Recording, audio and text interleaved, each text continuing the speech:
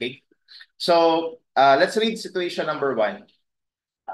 Trolley that moves along a horizontal beam is acted upon by two forces as shown. For the first question, if alpha is 25 degrees, determine the magnitude of the force P so that the resultant force exerted on the trolley is vertical. Second question, if alpha is 25 degrees and P is applied so that the resultant force exerted on the trolley is vertical, find the magnitude of this resultant in newtons. And lastly, determine the magnitude and direction from horizontal of the force P so that the resultant is a vertical force of the 2,500 newtons.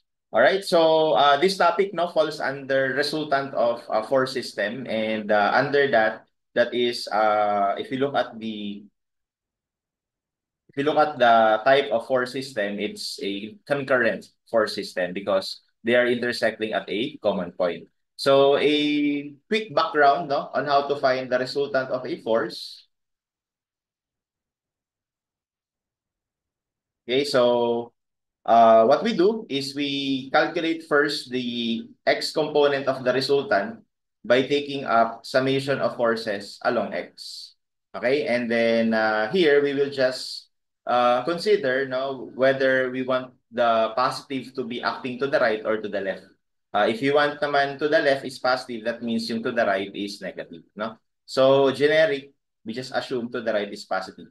And then to calculate the y component of the resultant, we just add all the forces acting along y, and then once again, you assume a positive direction. So by generic, upward is positive. But again, it's up to you if you want to choose downward positive. Okay? For this particular problem, dalawa lang naman yung force na involved. You have the 1,600 newtons and the force P. Okay? So that means if we would calculate the x component of each force, no? So let's start with this one. Okay, so that is 1,600. The projected angle is 15 degrees with respect to horizontal. Okay, so palakihin lang siguro natin ng kaunti so that we can visualize better. So let's say this is the 1,600 Newton. And then this is the 15 degrees. Okay? So yung x component niya ay ito. Ito naman yung y component niya. Okay? And because this is 1,600, obviously, the x component would be 1,600 um, 1,600 cosine of 15 degrees. Okay? And notice that this is pointing to the left. No? So that means this should be negative. Okay? And then for the force P, okay, as you can see, for the force P is acting downward to the right, and then the given angle alpha is with respect to vertical. So ito naman yung y component niya, ito naman yung x component niya. And because the x component is opposite the given angle, then that should be a sine function. That's P sine of alpha. And this is acting to the right, so it will be positive. That will be the x component of the resultant. For the y component of the resultant, we will do the same thing. This time, balik tayo dun sa 1,600. Ito yung vertical component niya, downward. So, lagay na ako ng negative dito. Okay, and then the given or this side is opposite to the given angle. So that means we should use sine function. So 1,600 sine of 15 degrees. Okay? And then for the y component of P, ito naman yun. As you can see, this side is adjacent to the given angle, so we must use cosine function. So downward, that means negative. P cosine of alpha. So that's the components of the resultant. Now, if we would use number one, the given in number one, according to number one, the given is yung alpha daw 25 degrees. And then sinabi niya rin dito that the resultant force is vertical. No? So in short, kung ganun yung resultant force. Kumbaga, parang ang sinasabi niya, resultant force nito is pag ganito. So, hindi naman sinabi ko upward or downward, pero common sense dictates that since all of the forces are acting downward, then the resultant must also be acting downward. So, that implies that yung Rx natin will be 0 kasi walang X component yung resultant.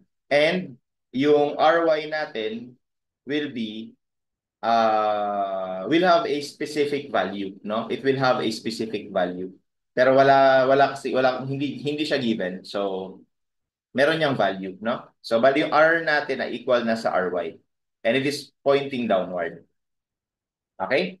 So that means if we would go back here dun sa unang equation, ito equation na to, lumalabas ngayon na 0 to, equal dito, plus P sine of 25 degrees. So we will have 0 is equal to negative 1,600 cosine 15 degrees plus P sine of 25 degrees. And actually, it would allow us to answer number 1. Pinapahanap lang yung force P. So from here, we can easily do that. Solve for P.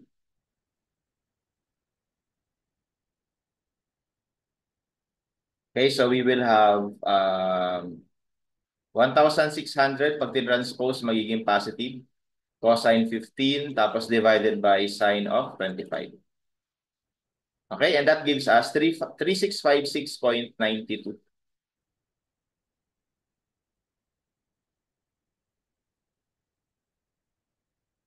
Okay, and the units will be in newtons. Okay, and answer, so ito yung sagot natin. Okay, from the choices, we can choose letter A, no? Ni-round off niya sa nearest tens digit, no? Kaya naging 3660. So, but the exact answer is around 3656. Okay? Number 2. Number 2 is somewhat connected to number 1 kasi pareha sila ng given na angle alpha. So, if P is applied, no? Find the magnitude of the resultant. So, this time, kailangan nating hanapin itong R na to.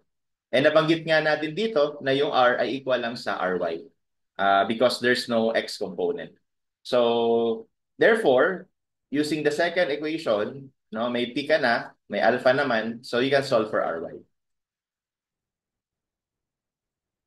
Okay, so R, which is equal to Ry, will be equal to negative 1,600 sine of 15 degrees minus, yung P is yung na-compute natin, times cosine of alpha na given, 25 degrees. Okay? And from there, we can solve for Ry. We are expecting this to be negative kasi nga, kita nyo naman, magiging ano siya downward, no?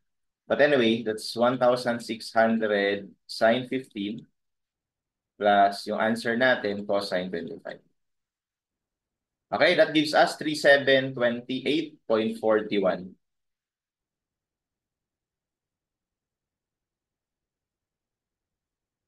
Newton. Okay, so again, negative ito. So it only means that this is 3728.41 newtons downward. Okay, and that also is our resultant force, 3728.41 newtons. Sa choices, we have here 3730. No? Again, it's rounded off to nearest full number. So, ganun talaga sa board exam. Kung halimbawa hindi sakto, pipiliin mo yung nearest na sagot. Okay? And then last, determine the magnitude and direction from the horizontal of the force so that the resultant is vertical force of 2,500 newtons. So this time, sa number 3, hindi na siya konektado dun sa unang dalawa. Pinapahanap na ano yung magnitude nung force P, pati direction. So, ibig sabihin, unknown yung P, unknown din yung alpha. Pero, known yung value ng resultant na vertical daw dapat. Okay? So, number 3. So, yung R natin ay equal sa Ry, no? Kasi vertical at ang value nun ay 2,500. Okay? Once again, it's not particularly stated but common sense dictates that this should be downward, no? Kasi kung titingnan nga natin yung configuration nung forces natin ay wala naman diyang upward. So lahat sila downward. So sure tayo na pababa yung direction ng Ry. Okay? And also, dahil binanggit din na ito ay vertical force, so ibig sabihin, wala na naman siyang component sa X. So ibig sabihin, given dito, Rx is also 0. Okay? So therefore, if we would adapt, no, the given the equations from the resultant, so ito pa rin 'yon, walang magbabago. No, ito pa rin 'yon. So gagawin lang natin ulit tong 0, tapos we will just copy this on the right side. So we will have um, negative 1,600 cosine 15 plus p sine of alpha. So from this equation, we can manipulate this in such a way that we can isolate yung p sine alpha. So 1,600 cosine 15. So pag dinranspose mo sa kabila, no? So tawagin lang muna natin ito na equation number 1. Okay, next. We can produce another equation galing sa ry is equal to summation of f of y. So again, I'll just copy this. No? So ry, which is equal to 2,500 dahil downward yan, ano natin, gawin nating negative 2,500. Kasi dun sa assumption ko kanina, dun sa assumption ko nung sinulat ko tong equation na to, ang assumption ko, lahat ng upward positive. So dahil nga alam natin, no, by intuition, that ry should be downward, and therefore, we have to put here a negative sign. Okay? To be consistent. So dito, we will have negative 1,600 sine 15 degrees. And then we have negative p cosine alpha. Ayan. And then, kagaya sa equation 1, mapapansin nyo kasi, no, meron tayo nito, tapos ito naman yung isa pang unknown. Maganda siguro kung ito, i-isolate ulit natin. So, tatranspose ko to sa kabilang side ng equation, tapos ito ang constant na to, tatranspose ko sa kabilang side ng equation. So, we will have p cosine alpha equals 2,500 positive na minus 1,600 sine of 15 degrees. And let's call this equation number 2. Now, we have produced two equations with two unknowns. No? Yung unknowns natin is yung p tsaka yung alpha. So definitely solvable itong dalawang to. You can apply either method of substitution o di kaya ay method of elimination. In this case, it would be better if we would apply method of elimination. Because if you would notice, yung equation 1 at saka equation 2, pag dinivide natin, magka-cancel itong p. Diba? So, i-divide natin. So, yung equation 1, divide natin by equation 2. So, ano mangyari? This will become p sine alpha divided by p cosine alpha equals, ito yung nasa right side, 1,600 cosine 15 from equation 1 over from equation 2, that's 2,500 minus 1,600 sine of 15 degrees. And from there, you can see na magka-cancel to. And then yung sine over cosine magiging tangent. So tuloy natin dito. So tangent of alpha is equal to this value, no? So lagyan ko na lang ng highlight. Okay, equal yan dito. Ayan. And therefore, we can easily solve for the angle alpha. Arc tangent, nito naka-highlight, 1,600 cosine 15 over 2,500 minus 1,600 sine of 15. Okay, and our alpha would be 36.54 degrees.